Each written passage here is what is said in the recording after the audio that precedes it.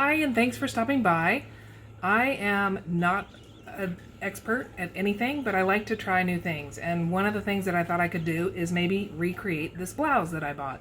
Now, this, I don't remember when or where I bought it, but it is silk. It's very easy. I call it like a sandwich shirt. It's a front and a back sewn together, so I figure I can't really mess that up too much, can I? But what I like about it is it's throw on. I can put a, obviously a cuter bra strap than what I'm wearing right now. I like the way it hangs. The hemline is a little asymmetric. On the one that I want to make, I feel like I want maybe the tails to go down a little longer than this shirt goes. And I also would love to have it be a V-neck instead.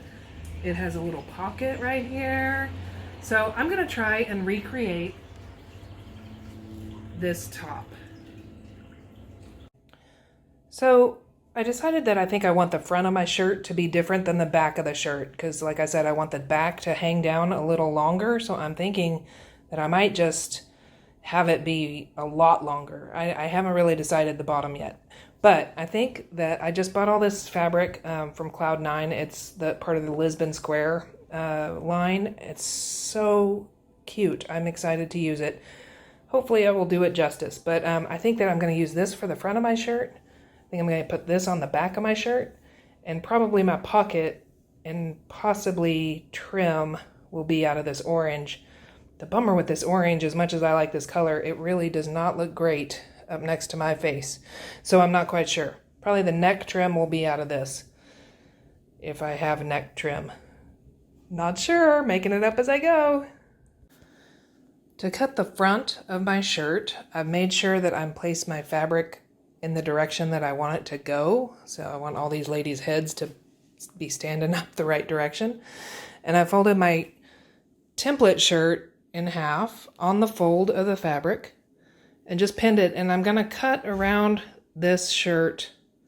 I'm going to give myself some generous seam because, again, I don't measure and I'm not a great sewer. So I need some room for error.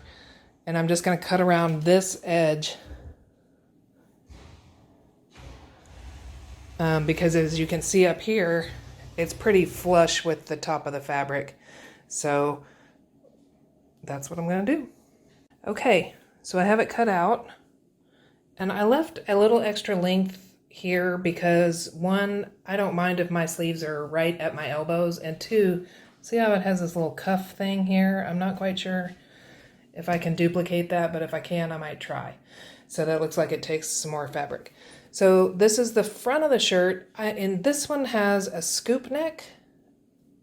I'm gonna try and make mine more of a V-neck, but I'm just gonna cut some notches here and here so that I know where I want my neck to kind of start and stop. So I don't know if it makes a difference, but I folded my shirt so that the back side is facing up. Remember when I cut the front piece, you could see the front neckline right here. Now this is the back of the shirt. So I don't know if it makes a difference because that's how uneducated I am about how any of this works. But I folded it this way just in case. I'm making sure that my little birds are facing the direction that I want them to be while I'm wearing it. And now I'm gonna pin this and cut the back of my shirt. And again, I'm going to add a lot more length because I don't know what I'm doing. So I have it pinned. I'm just about to cut it, but I wanted to say that I am leaving extra room here along the fold line, which would be right down the center of the back of the shirt, because I want to try and do a like a flat felled seam. If you don't know what that is, it's like the seam that's down your jeans where you don't see any raw edges.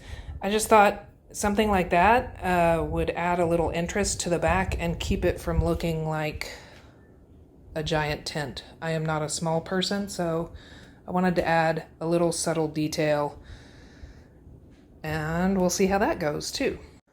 Okay, so the back piece is all cut out, and I cut it straight down the middle in the back because I'm gonna do that flat felled seam down here. Fingers crossed, everybody. This is a flat felled seam. This is something that I practiced to learn how to do it. I actually watched a video on YouTube, know just enough to be dangerous. I recommend you do the same because I'm probably not the greatest teacher, but that's what I'm going to try and do down the center of the back of this shirt. So I have pinned everything wrong sides together to make a pretty big seam, just a straight stitch all the way down. And then you shorten one side of that seam and then fold everything over and sew it down. And that's how you end up with a flat felled seam. So that's what the back is, no raw edges. And that's the front. So that's what I'm going to try and do on the back of this shirt. So here it is. I stitched just a straight stitch all the way down about, I was shooting for 5/8, but when I measured it, it turns out it's about 6/8. Kind of doesn't matter because you know me, don't measure. Cut it big so it'll fit. Now what you do is you lay this open and you're going to cut one side of the seam at least in half, probably a little bit more. You're going to cut it down to about 1/8 to 1/4 of an inch. And then I'll show you what you do after that. So now that you've trimmed down one side, see it's really short, you're going to fold over this edge so that it covers up those raw edges, and then you're going to fold it down. You're going to pin this down and you're going to sew straight up that, and it's going to enclose everything. And there it is, the flat felled seam. I just kind of like saying that. Flat felled seam. Oh, look at my helper down there, just sleeping. So next thing we're going to do is we're going to attach the front of the shirt to the back of the shirt. We're going to place them right sides together, and we're just going to attach the shoulder part. And after we do the shoulder, then we, I think, have to deal with the neck. We'll see. So here is where you're going to find all the discrepancies in your my cutting method. In some places the top is wider than the bottom, and some places the armpits don't match up. So that's why we cut these things generously. And if it bugs you, put the smallest thing on top of the largest thing and trim away any excess, and then you can kind of fudge the rest when you're sewing it together. You just want to kind of keep things straight. Okay, so as I lay this out, I realize what is important, I think, is that the center of your front is matched up to the center of your back. So I made a little notch right here so I know exactly where the center is. I also pressed it pretty good because I tend to forget things like that. So I have those two things lined up, and the rest of it matches up pretty good. I'm gonna probably do a little bit of trimming after I've sewn. But I'm gonna do probably a 1/2 inch seam on these shoulders. Okay, it is sewn together at the shoulders. I'm just gonna maybe trim the seam a tiny bit and then press this to the dark side because I don't want to see any dark, I don't want to see seam. So I might trim the dark side a little shorter than the light side. I don't know, it's something I've seen quilters do. We'll see. But I want to have my seams laying the direction that I want them to lay before I do my neck binding. I think I am going to do neck binding. All right, so after thinking about it, I decided that I would go ahead and zigzag stitch those and then cut the excess off with my pinking shears, just so that, there you go, now you can kind of see. Just kind of finish that off. I think in retrospect, if I had thought longer about it, I might have done a flat felled seam here too, so that I don't have any raw edges. That would have been a nice professional finish. If you have a serger, that would work too, but they scare me. I do not have one. So instead of working on the neck, which I think I need to watch a few videos for, I am going to procrastinate and I'm going to do the hem right now while it's not stitched together on the sides. And I decided what I want to do on the hem is I want to do like a rolled hem, and I want it to have a little opening here between these two sides. So I'm going to start my rolled hem right about here. I'm going to take it off the edge. I'm going to do a little rolled hem all the way around the bottom up to about here, and then take it off the edge again. And as you can see, I marked both sides at about the same place so that I can stop at about the same place. And then when I sew the shirt together on the side seams, I'm just gonna sew to this point and then it'll be all finished, I hope. All right, I have made a rolled hem. I'm gonna show you on this little piece that I did a little tester on, all around the bottom of the shirt. It's the first time I've used my rolled hem foot. I did great on this little sample. On the actual piece, there are a couple pieces that could use some work. But I've also made a 30-inch strip of bias tape that I cut on the bias and I have pressed. And if you need a tutorial on how to do that, there are billions of them.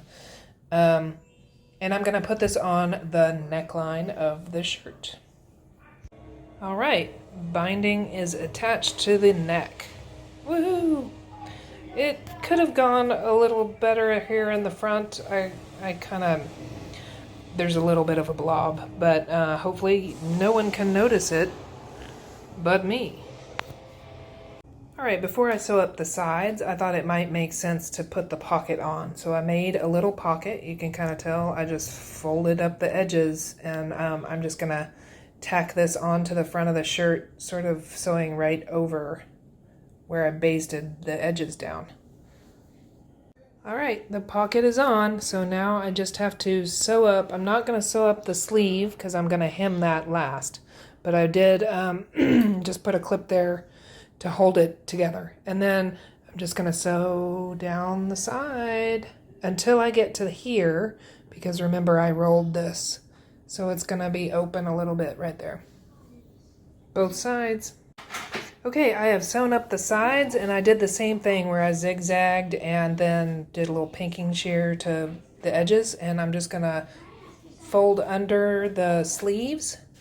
I'll sew them from the top side though, so that you'll see the nice top side stitching, and then it will be done. All right, I did it. It's cute.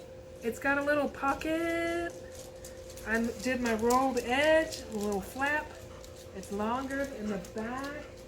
It's got the flat felled seam.